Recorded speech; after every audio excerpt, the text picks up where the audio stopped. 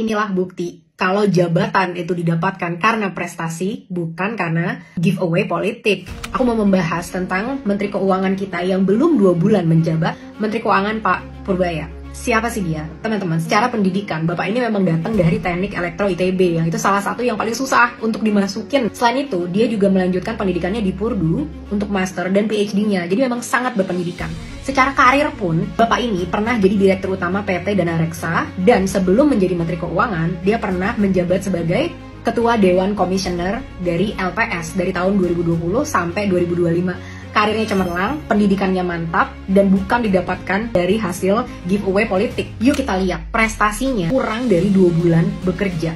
Mengguyur Bank Himbara 200 triliun, pernah mencapai titik tertinggi dari IHSG, tidak menaikkan cukai pajak untuk rokok, untuk bisa memulihkan industri tembakau di Indonesia.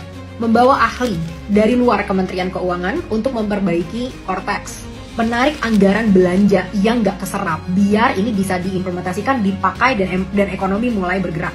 Tarik PPh 21 bagi pekerja di sektor padat karya yang penghasilannya kurang dari 10 juta. Pak Purbaya juga memerangi produk tekstil ilegal yang masuk ke Indonesia dari Cina, karena memang produk-produk ini sudah menguasai 99% pasar busana, teman-teman. Mengancam menarik dana MBG kalau memang nggak terserap.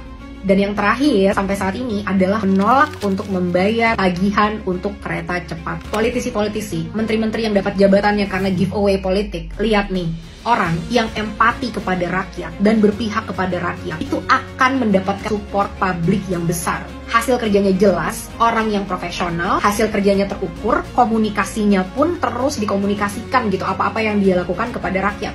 Sementara banyak dari partai politik yang mereka itu harus pakai buzzer lah, harus bayar konsultan, harus bayar PR, harus tiba-tiba naikin dana reses. Kenapa?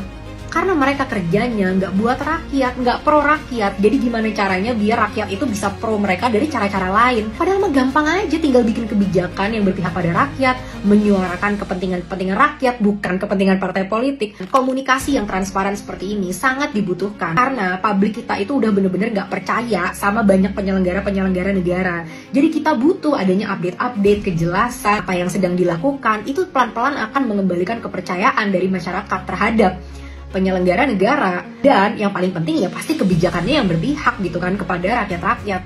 Semangat Pak Purbaya, ini belum sampai 2 bulan tapi sudah banyak prestasinya. Kita berharap semoga kedepannya tetap mantap jaya ya, segala program-programnya bagus Pak, jadilah contoh bagi yang lain. Dan dilihat kayaknya udah banyak nih yang mulai gak suka dengan gaya Bapak, dan karena ada yang sampai bilang, wah ini kayak malah memecah belah pemerintah. Kerja aja yang bagus, kalau kerjanya bagus rakyat udah pasti suka kok. Semangat terus Pak Purbaya. Download Tribun X sekarang, menghadirkan lokal menjadi Indonesia.